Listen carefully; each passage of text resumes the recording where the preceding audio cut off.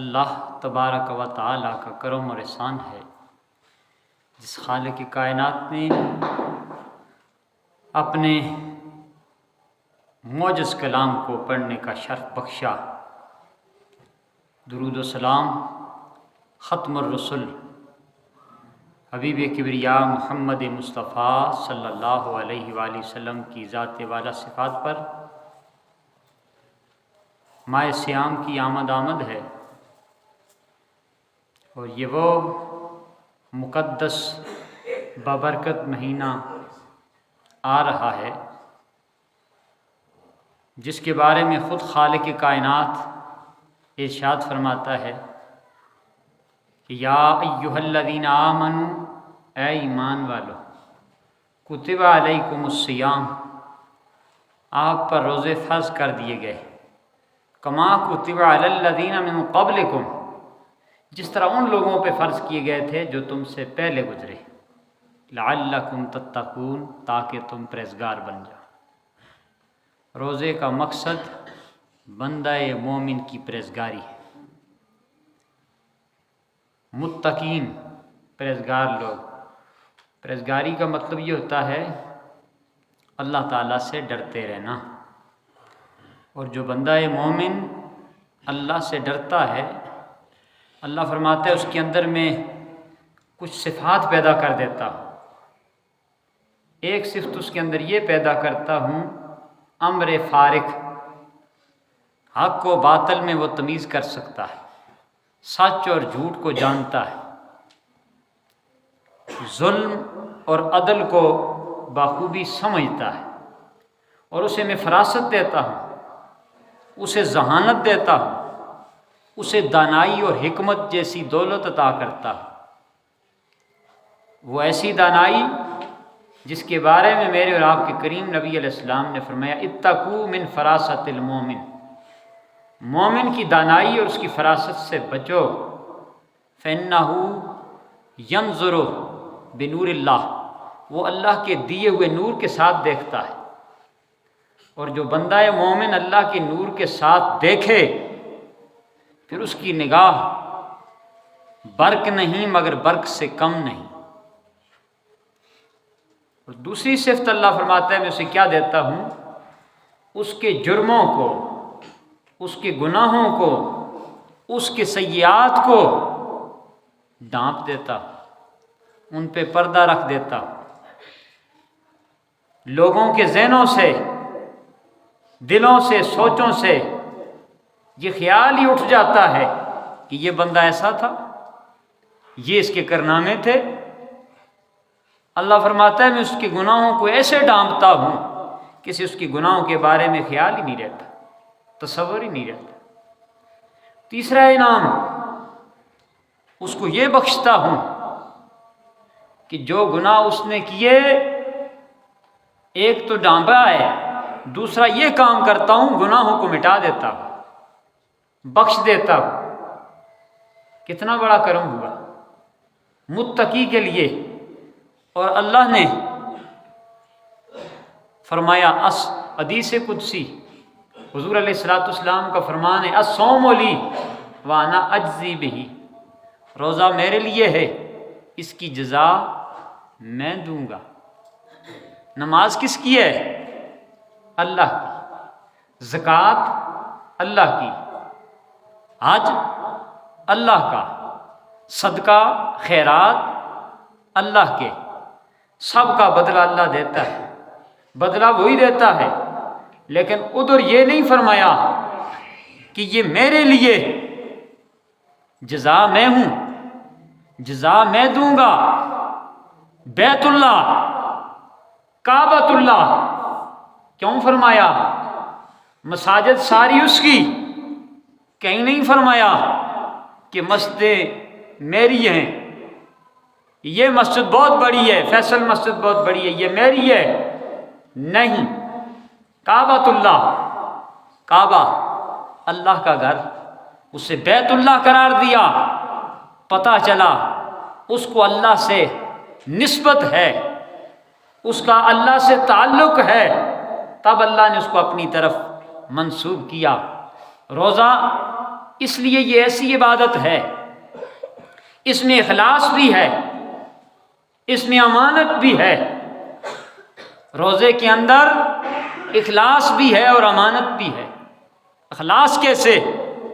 جس کا روزہ ہو کسی کو پتہ ہی نہیں ہوتا، نماز کوئی پڑھے تو سب دیکھتے، صدقہ خیرات کرے تو سب دیکھتے، حج کرے تو سب حاجی صاحب کہتے، روزے دار کو کون دیکھے؟ یہ ہے اخلاص، یہ ہے خالصتاً عبادت اللہ کے لیے۔ اور جس کا روزہ ہوگا اس اللہ کے لیے، پھر اس کے اندر امانت کیسی؟ روزہ ہے، بندہ کوئی چیز تناول نہیں کرتا، پیتا نہیں ہے، کھاتا نہیں ہے، کیوں؟ روزے کی امانت پاس ہے، اس میں خیانت نہیں کرتا۔ کتنا اسے بھی احساس ہے کہ یہ امانت ہے، اس میں پی لیا، کھا لیا، خیانت ہو جائے گی تو کتنا اللہ تعالیٰ کو اس پہ کرم ہوتا ہے۔